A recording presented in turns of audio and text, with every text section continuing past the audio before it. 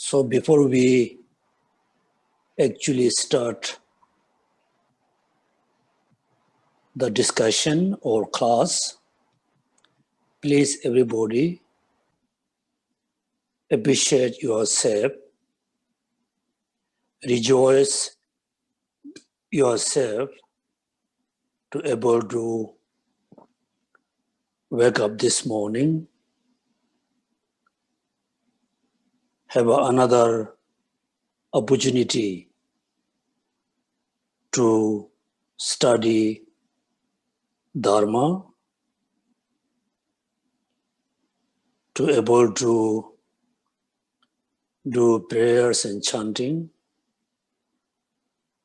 have opportunity to visualize the field of merit, particularly very fortunate to have the time to generate bodhicitta. First, everybody rejoice yourself, appreciate yourself.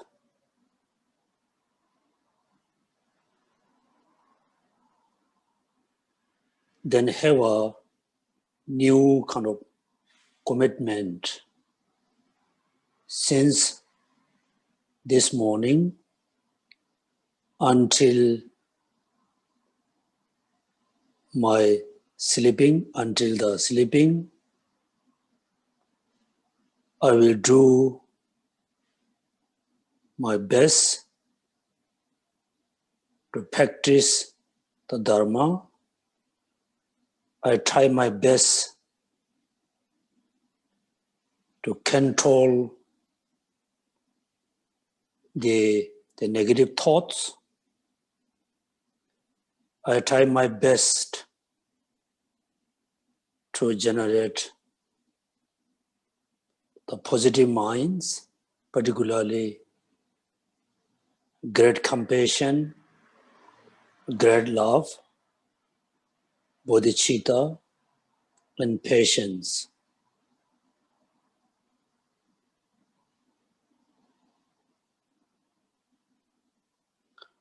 Also, we must realize practicing Dharma is not for only seeking happiness this moment, today, and this life. Studying Dharma is not only for achieving happiness for next after next life. Practicing Dharma is not only to benefit ourselves, it mainly, importantly, to benefit others.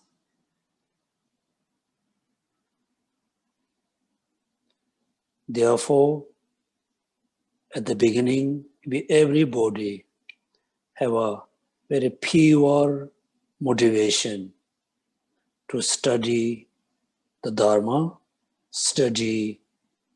enter into middle way, and practicing the Dharma.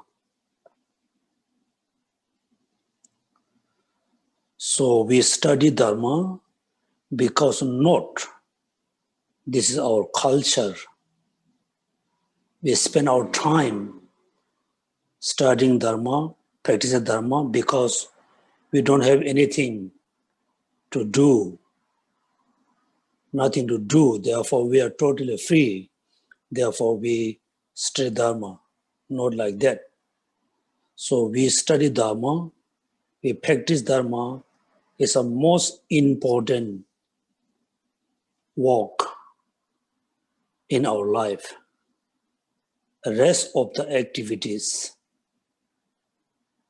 is just bring temporal benefits, temporal happiness. Practicing Dharma, studying Dharma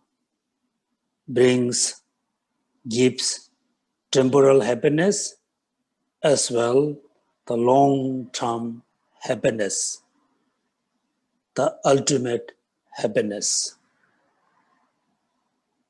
The being, the sentient being who has a feeling, they always feel the unhappiness.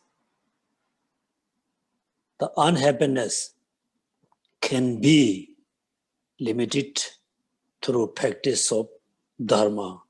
Therefore, we must know the importance of practicing, studying Dharma.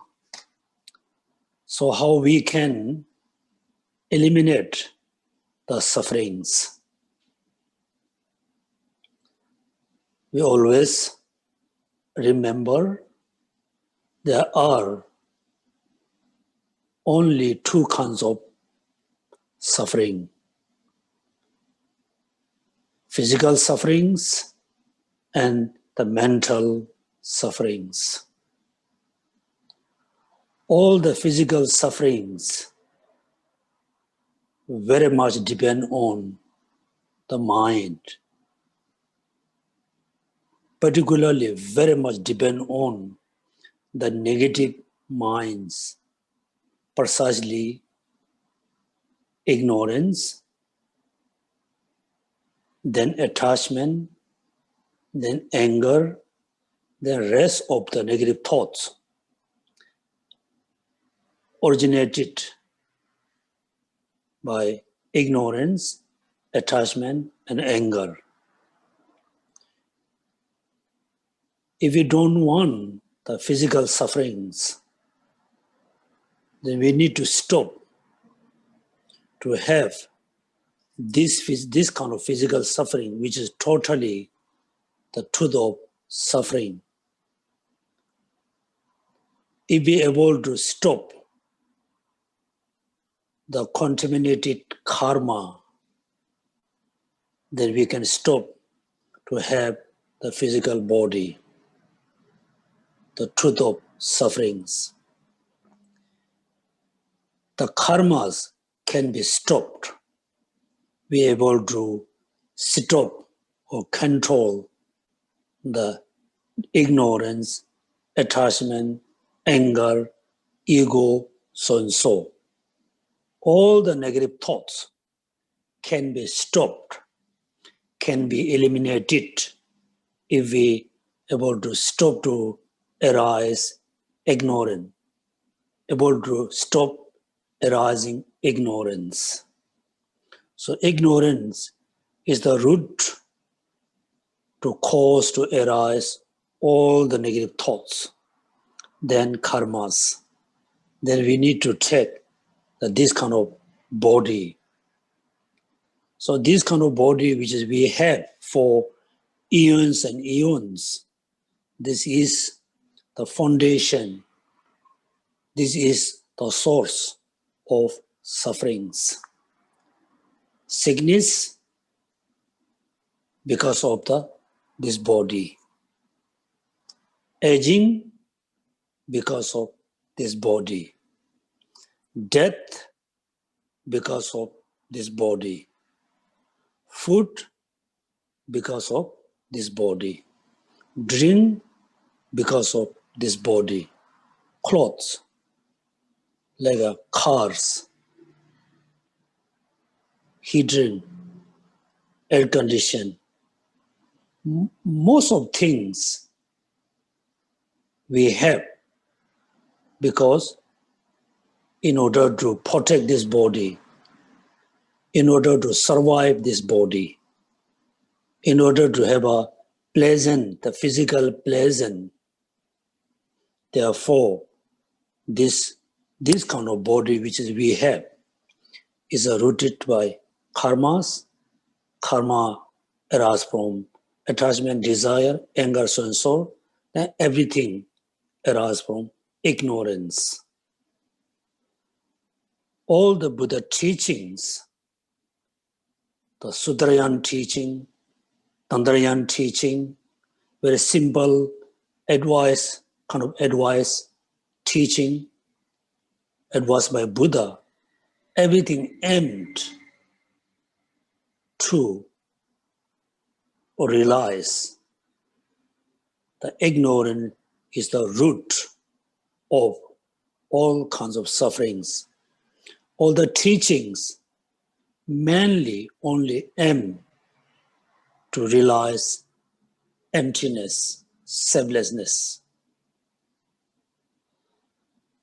Therefore, somehow, if we don't want sufferings, if we really wish to have the ultimate happiness, wish to achieve the lasting happiness, somehow we need to control, we need to know, we need to realize the ignorance is the mistaken mind, the falsy mind. The ignorance perceive thing as a independent, particularly the self-grasping grabs the self as a independent self. In the reality, the self, the body, the five aggregates, rest of the phenomena, they are not independent phenomena. They are dependent phenomena. So we have a big misunderstanding about how things exist, how things appear to us, how we believe how things exist. Therefore, we need to realize the ignorance is the mistaken mind. We always need to remember the ignorance is the king to produce all kinds of sufferings. Therefore, the Buddhism, the Buddha teaching is not only teaching about recitation, chanting, accumulating merit, purifying negative karma. It's more than that. It's more than that. So we always should not just be satisfied to do daily recitation, recite many mantra, daily chanting, chant many chanting, do daily sadhanas. We should not just satisfy with this kind of practice. Many of us, include me, we have a one day kind of practice. Simply woke up in the morning, cultivate the proper motivation, then do prostration, then do daily the commitment sadhana, then recitation, chanting, then lead a light, burn a joystick. Then when we have something more than enough, then we give away. Then in the evening, also we do few recitation, chanting. Then we thought, oh, today I have done good dharma practice.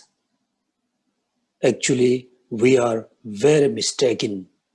Those are all the practice we have do every day is mainly we do for accumulating merit, purifying negative karma. Also, we accumulate a lot of new negative karma. Therefore, somehow we spend our time, we use our energy, we use our money for studying, practicing dharma. Why not? We do more than recitation, chanting, so and so. Therefore, please everybody open the page number. So last time I think I read so fast. page number 19, the sentence number 170, 117. So why we are in samsara? Why the Buddha Shakyamuni, the Manjushri Buddha, Amida Buddha, Amitabha Buddha, all the Buddhas they are not ordinary beings. Why they are free from sufferings, free from samsara. Why we are in samsara? Why we are in samsara for many eons? Why? Then the answer is here. Ordinary beings are changed by conceptualizations.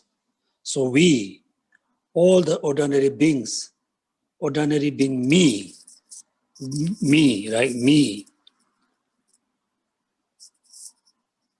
change means typed by conceptualization.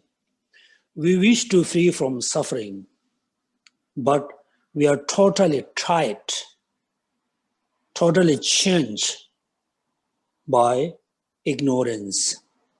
The conceptualization is referred to the thoughts, which is grabs things as independent. So we want to relieve, we want to relieve ourselves from suffering, but we cannot because our thoughts is totally changed, tied by ignorance. Here we need to remember, I think 400 stanza by Aryadeva. I think, I'm not sure about. Remember the physical body is totally covered by the physical sense, the physical sensation. Wherever you touch that finger, you can feel it touched by someone. That means there's a physical feeling. When you touch your head, you can feel something touching on your head because the head, all parts of body is totally covered by the physical sense. Then all the thoughts, all the negative thoughts is totally conjoined by ignorance. Therefore, we ordinary beings are changed by conceptualization. The yogis, the Arya,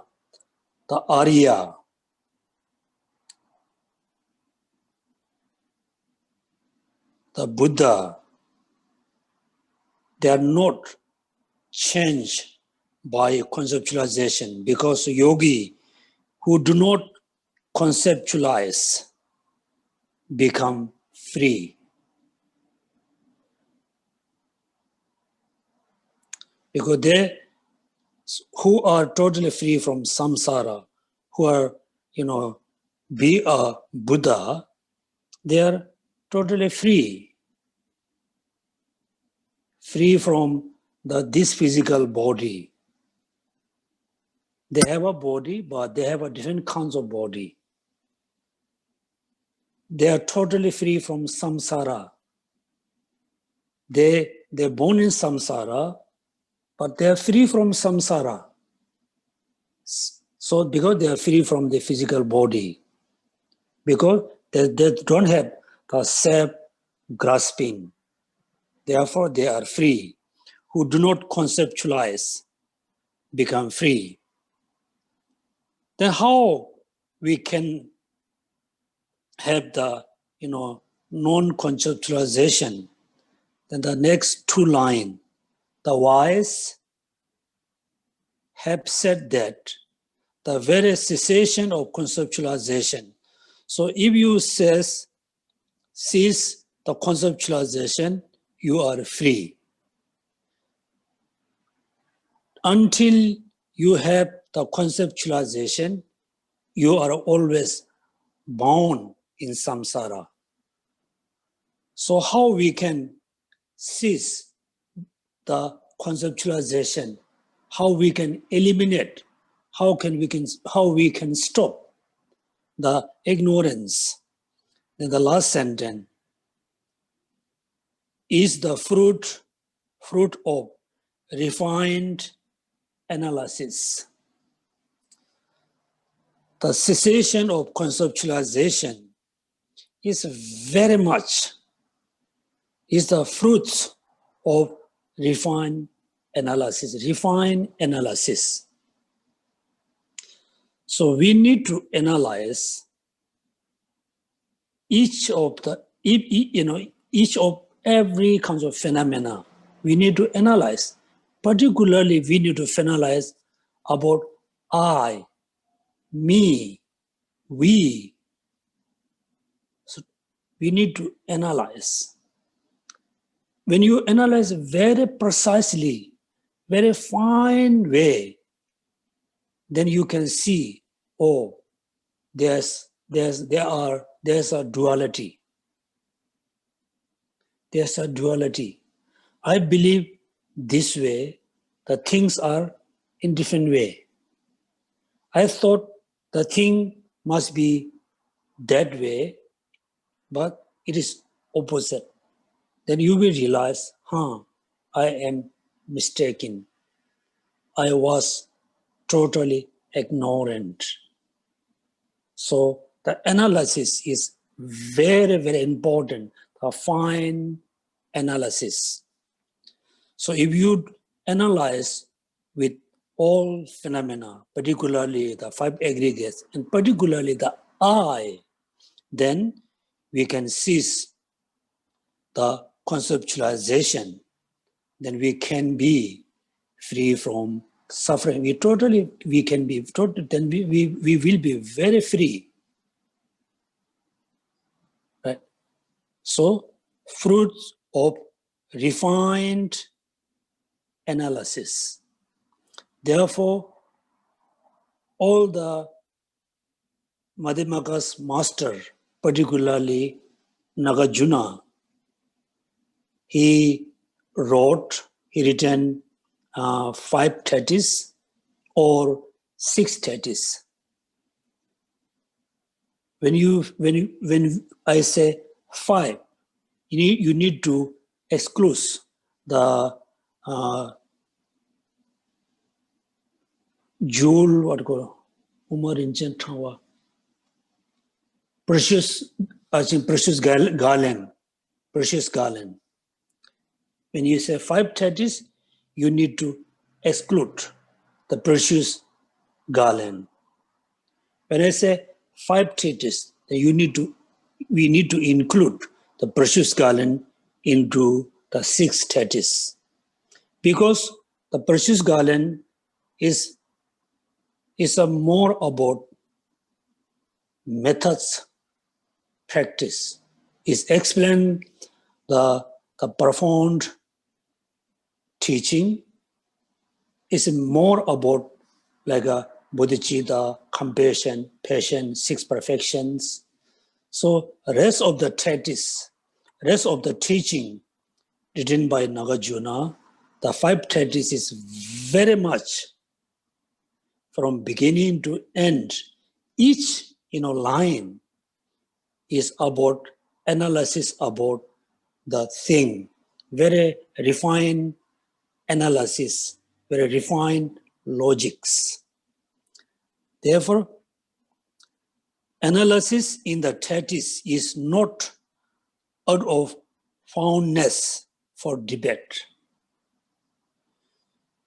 The Nagarjuna's thetis, Aryadeva's thetis, Dharmakirti, Chandrakirti, like a Digna, all the thetis have a lot of debates. many different way of analysis. All the analysis is not for fun for debate. It's not just fun for using different ideas. Therefore, analysis in the treatise is not out of funness for debate. It expounds suchness because it's aimed at freedom. We are seeking freedom. When you say, I am seeking ultimate happiness, indirectly also you are saying, I'm seeking complete freedom. When I say, I am seeking the complete freedom, also you are saying, I'm seeking the lasting ultimate happiness. The freedom, the ultimate happiness can be achieved when we realize suchness, emptiness, ultimate reality. We can realize emptiness, suchness, ultimate truth when we use the fine analysis methods approach. Make sure this one very important. It expounds suchness because it's aimed at freedom. All the analysis, all the logics, all the debates is aimed at freedom, aimed at achieve lasting happiness, aimed at Buddhahood. Therefore, we need to do a lot of debates. We have been doing debates because we like to be fine. No. Then next sentence. So when you have a lot of debates between the Pasangika school and the rest of the other school have a debates about how things exist, how things arise, how we perceive things. When they have a lot of debates, then according to Pasangika, they need to reject many views. They need to reject their belief system. Therefore, the next thing, if other philosophical systems are done in the course of the expounding suchness, however, this is not a fault. For example,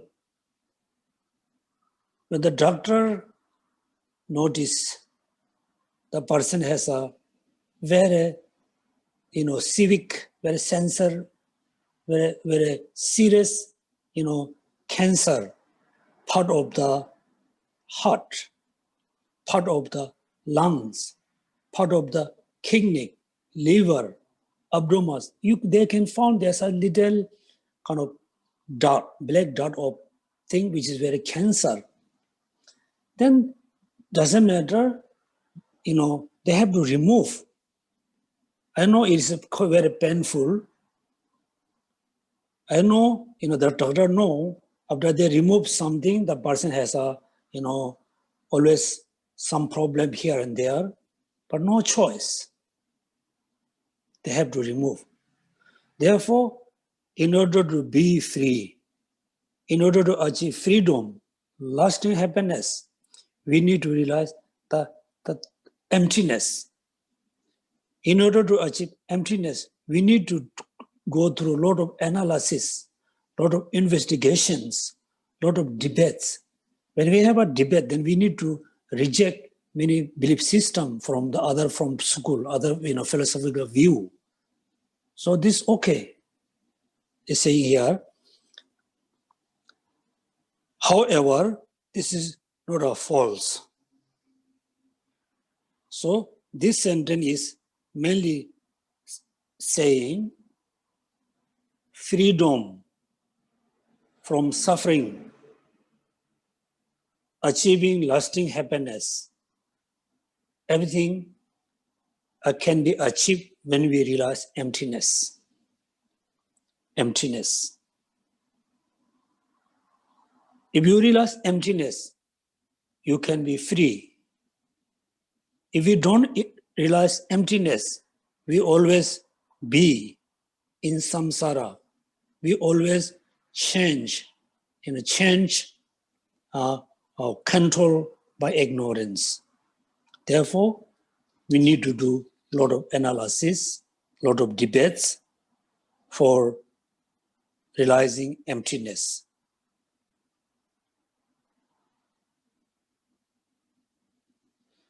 Then next sentence. So when you have a debate, you need to stand your own view. So you need to reject their views. When you stand with your view, your system, your school, but you should not have an attachment towards your own belief system, your own school, your own view. When you're rejecting other school, other views, you should not have a sense of aversion. So this is very important advice for the people who follow religion, particularly us. We follow religion, particularly follow Buddhism. We say, I'm Buddhist, other are non-Buddhist.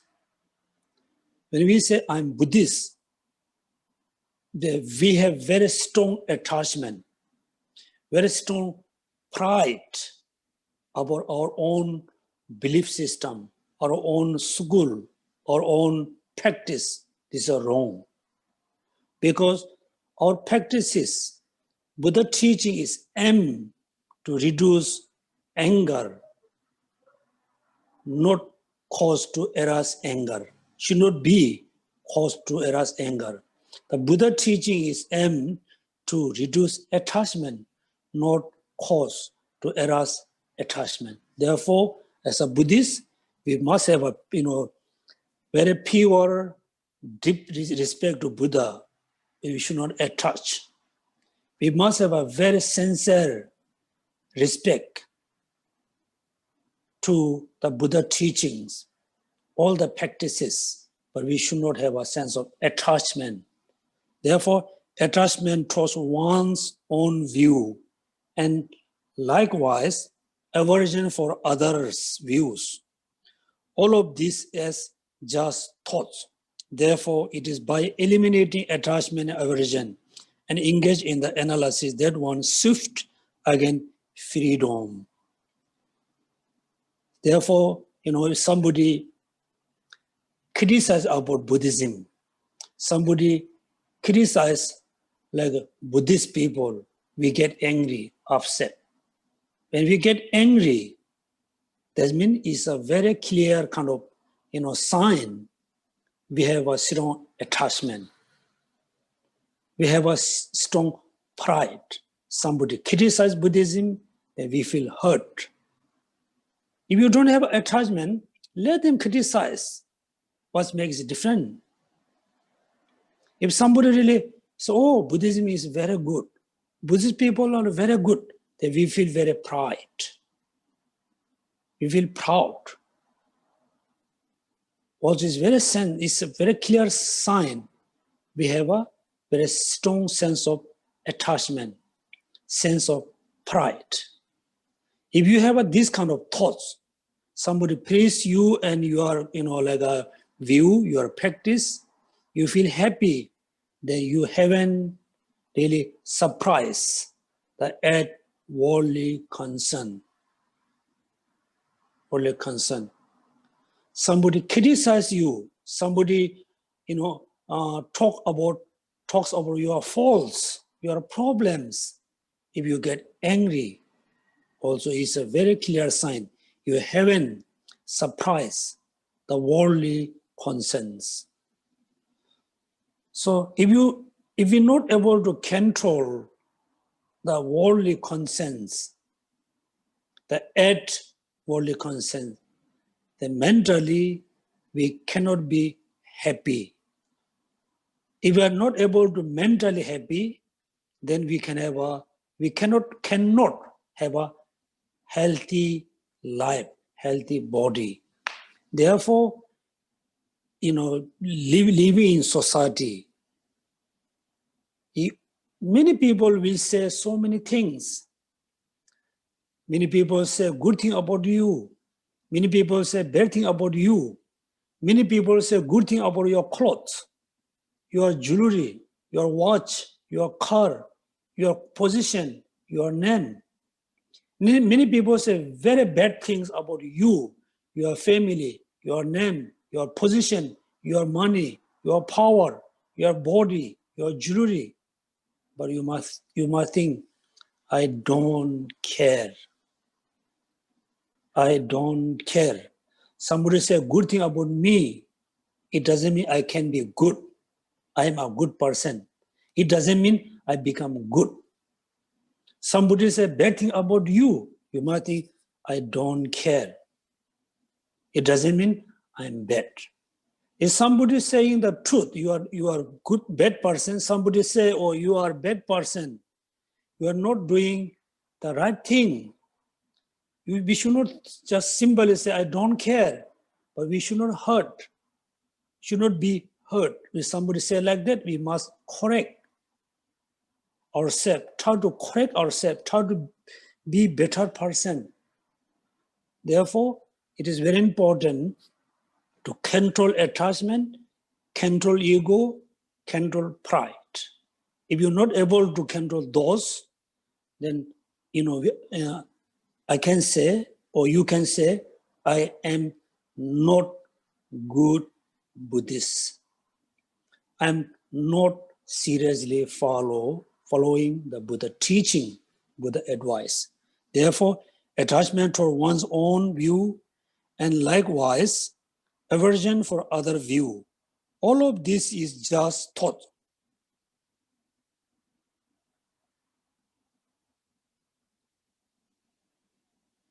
Thoughts, I think,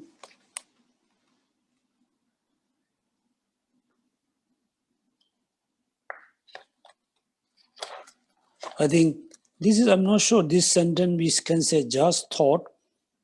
All of this is the just thoughts, okay? Therefore, it is by eliminating attachment aversion and engage in the analysis that one swiftly gain freedom. So, in our daily life, we are totally I think we wish to be happy, but let the attachment arise. We wish to be happy, but we let the anger arise. We wish to be happy, but we always reduce compassion, love. We never try to cultivate, but we wish to be happy, but we always destroy the cause of happiness. We always wish to be happy. We don't want suffering. We don't want any problems, but we always chasing after the cause of sufferings. Therefore, we wish to be happy, we cannot be happy. We wish to reduce sufferings and problems. The sufferings and problems come continuously because our practice is wish to be happy, but chasing after cause of sufferings. Wish to eliminate sufferings, but we totally ignore the cause of happiness. Therefore, we haven't gained freedom, because we didn't do the proper analysis. Then the next sentence is very important. Last time I explained a bit. Now that we need to know, we need to realize the ignorant is look like king of the country. The king is so powerful. The king controls everybody, everything. So the ignorance look like king, right? King. Therefore, I hope all of you remember from the wheel of life. Wheel of life. There's a very scary being. They hold by fang with the whole samsara. The being is so powerful, we cannot escape. Therefore, ignorance look like king, like king. Therefore, many people, I think some of you are very interested in church, practicing church. Many people say, oh, I like church, practicing church. You are very much like play the drum and the damaru and the bells and the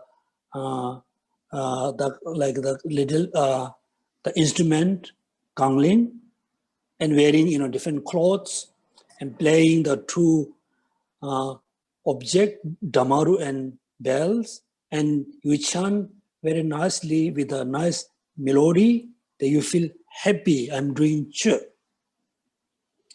Church is not just that. Church means cut. Church, with Tibetans say, church. Tup means cut. I'm practicing the teaching which is cut. Diamond cut sudara. The diamond cut. What cut? Cut the ignorance. So if you are very interested in practicing church, you must realize emptiness. You need to know how to cut the root of samsara. Right? Therefore, seeing with their wisdom. So we need to see, we need to realize the ignorance is the root by our wisdom. That all afflictions, there's no exception, okay? All afflictions and all faults stem from the identity view grasping at the perishable collections. So you just avoid all the difficulty words because it stem from the self-grasping mind.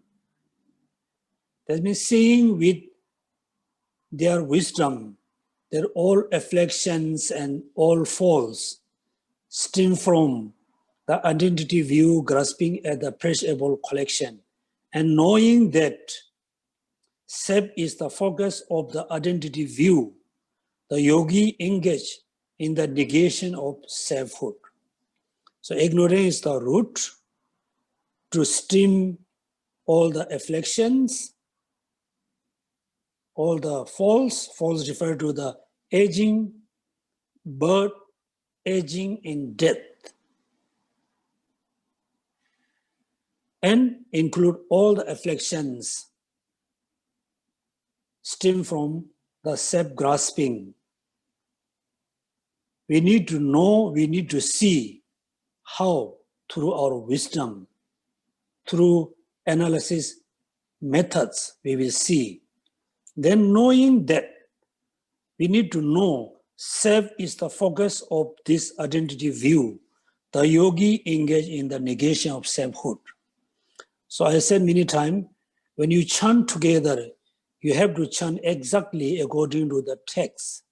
When you chant alone, then you need to, switch, you need to change the sentence structure.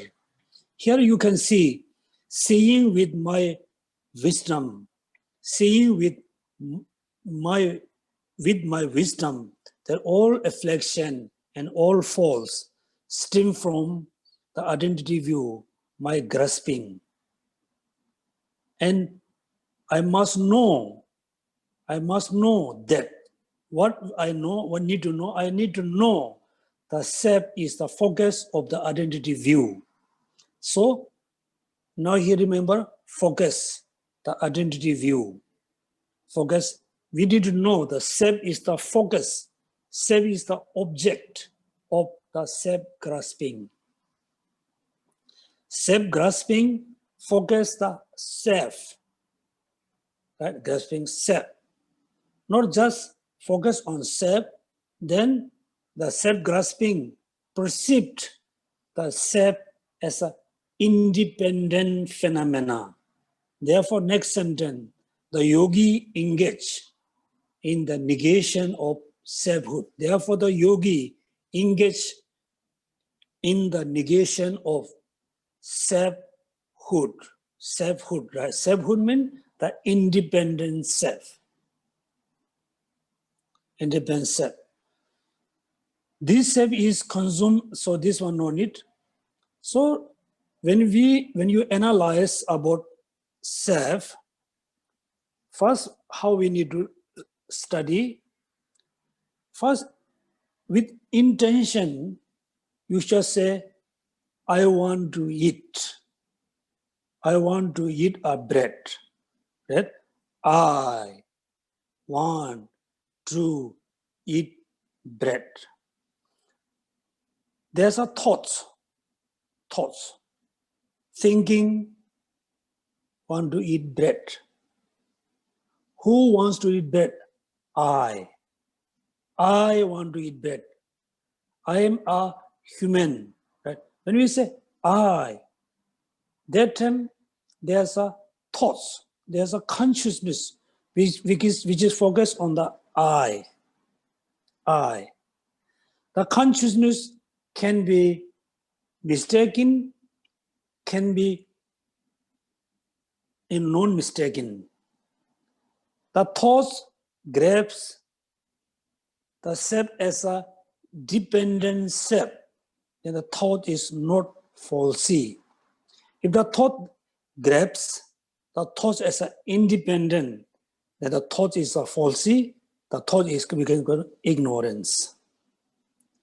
So, all ordinary person like us, we always think when I say, I want to eat, that moment for us, the I appear to us as an independent I. Independent I. So the yogi engage to negate the independent I,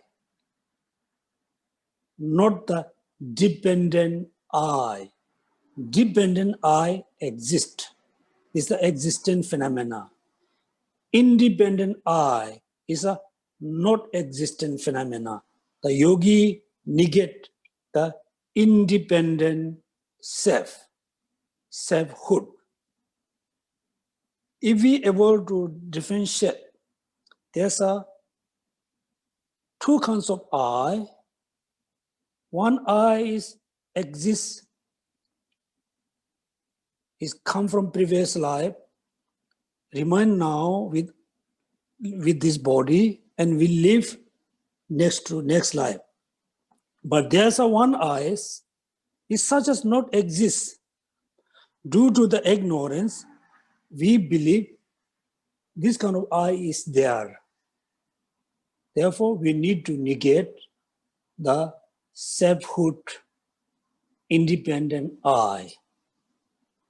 If you're able to recognize there's two kinds of I, one is existent, one is not existent, then you need to negate the non-existent I.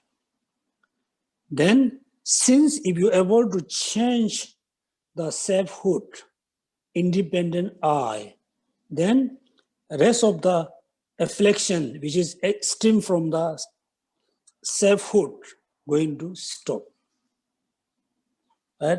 Therefore, this is a sentence. Then you need to go, I think rest of is, we can say important, but then there's a different view, how they recognize, how they establish the I. Can you see the best sentence number 124?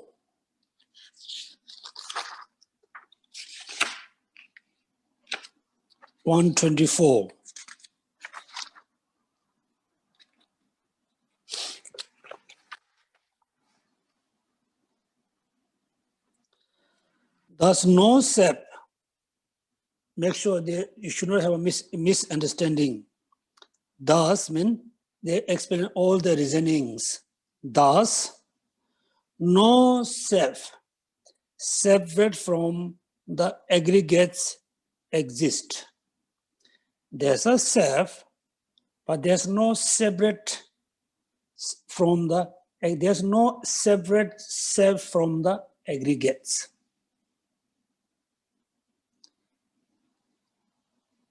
For there is no apprehension of self apart from the aggregates.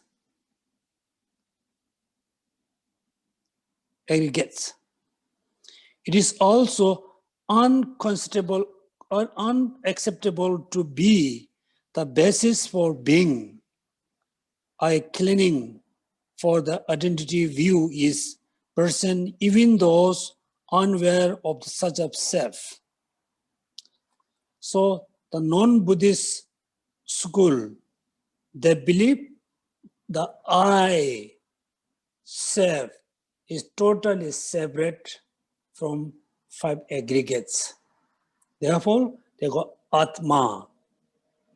Atma and Atma, right? Atma.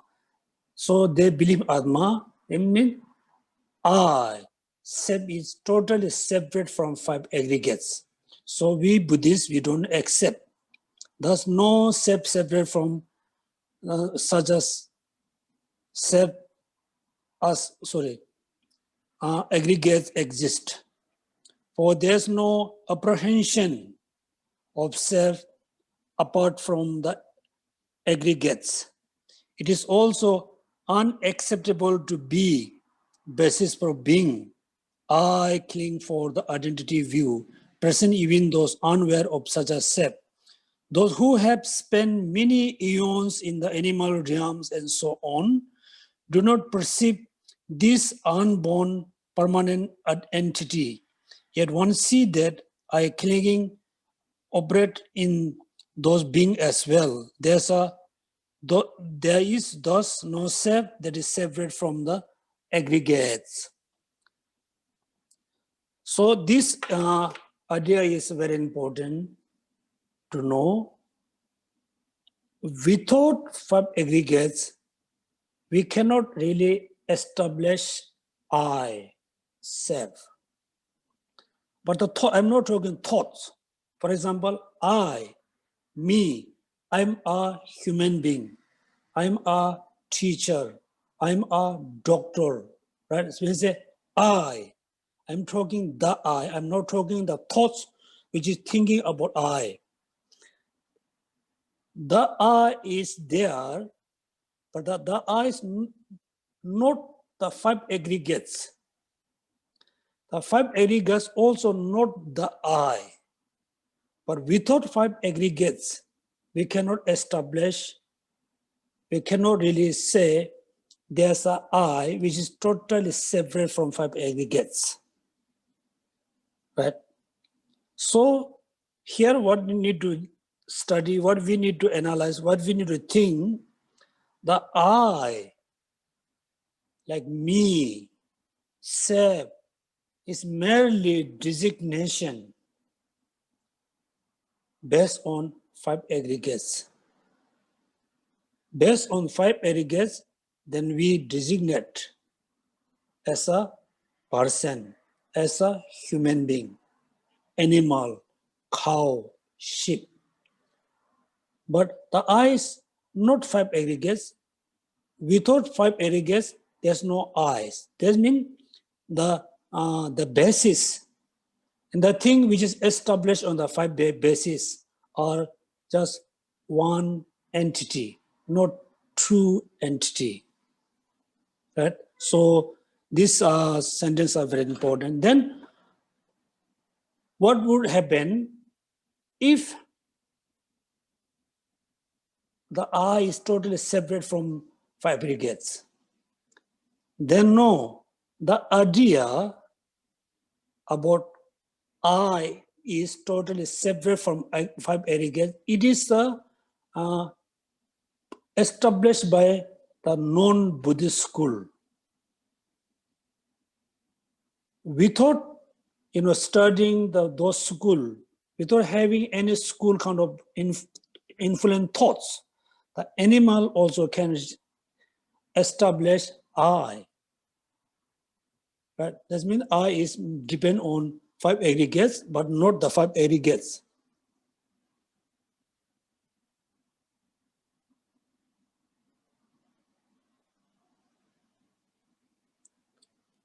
Therefore, some Buddhists said, some school says, I is not separate from the five aggregates. Therefore, five aggregates is the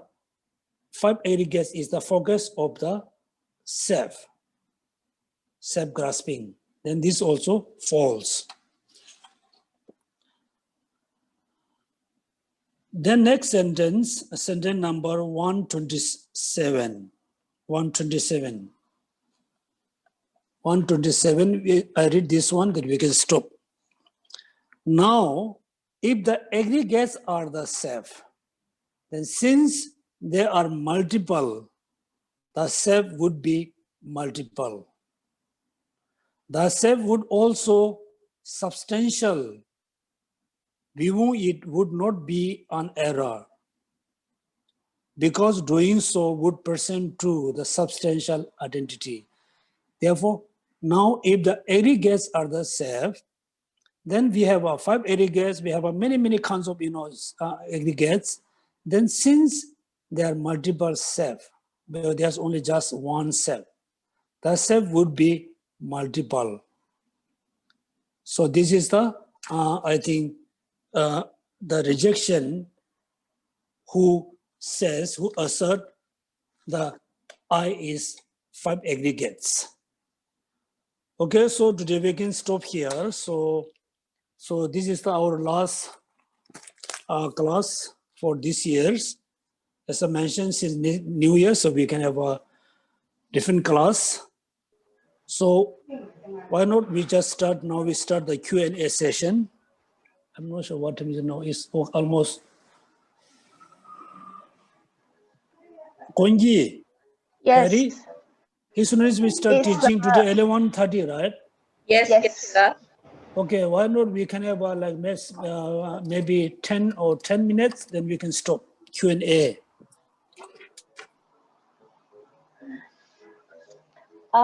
Hello, everyone. If you have questions, kindly unmute your mic and post your question to Geshe. Yeah, thank you.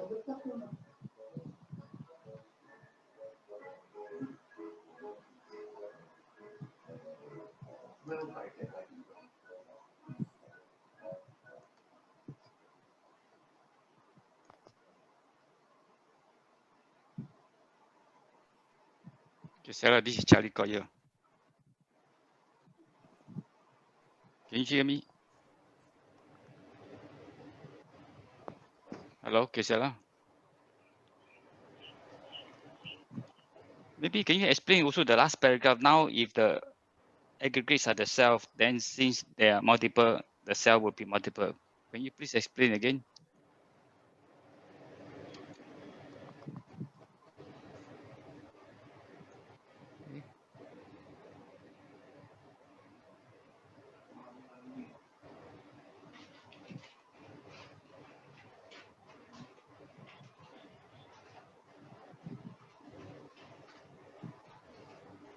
Geshe, you are being mute. Cannot hear you. Can you please unmute your?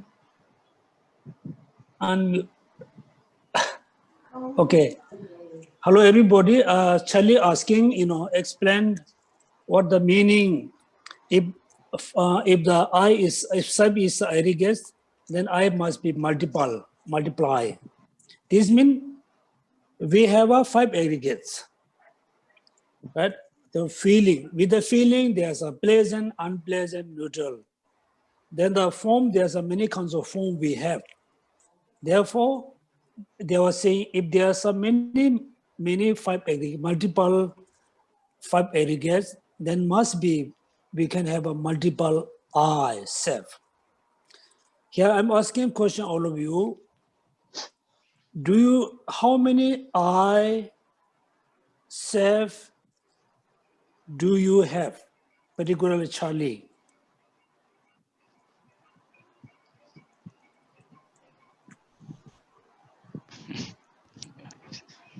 Yes? Oneself. Just one, right? Yeah. One self, one I. When you say, I want to eat, that moment, there just one I. I want to read a book, there's just one I, but not many I. But there's some five aggregates, but there's just only one I.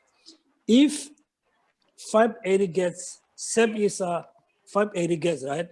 The sentence is,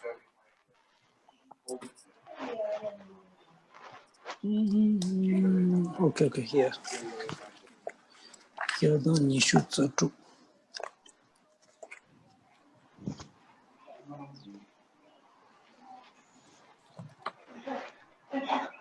Yeah. Now, if the aggregates are the self, that means if aggregates are self, then five aggregates must be self. Five aggregates are totally five different things. Then must be there must be five I. This is the meaning, right? Yeah. Next question, please.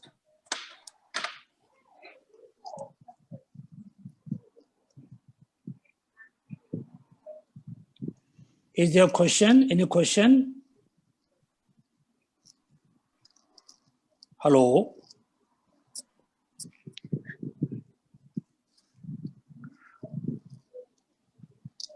Hello? Can you hear me? Yes, we can hear you, Geshe. Okay, is there any question? Geshe, so far there's none. I think all the questions are still sleeping. Okay, no question, then we can stop here. I think after half hour, there's a teaching from Vishnu Dalai Lama from, I think, about the 37 practices and 7. I think there's 2 teaching. So everybody, if you have a free time, so please try to attend the teachings. So when you attend the teaching, I know many of you feel there's a lot of repetition. Repeat many times. Also, when you listen to the teaching, you think the teaching is always same. Actually, each of the teaching, the general teaching is very much same, but between he should teach very unique way give a teaching. So therefore, please everybody try to attend the teaching if you have free time. Then, and thank you so much for attending the Sunday morning class. I really wish you, all the best. Wish you have a happy 2021. And many of you feel very insecure about future, particularly 2021.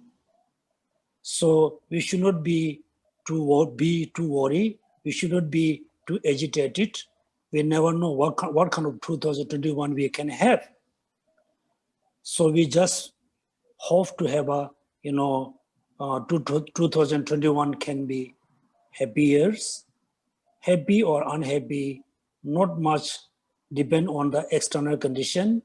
It will very much depend on internal condition. Very much depend on your thoughts. Therefore, each moment, always watch your thoughts. Start, is almost going to arise attachment, reduce right there. Anger arising, reduce there. Worry arising, reduce. Not let them arise until be so strong. Then we cannot control. Therefore, happy or unhappy, good years or bad years or good months or 2 months or good day or bad day is very much dependent on our thoughts. So I really wish you all of you have a happy 2021. Then see you next in the puja, right? Okay, thank you so much. Have a good day. Same to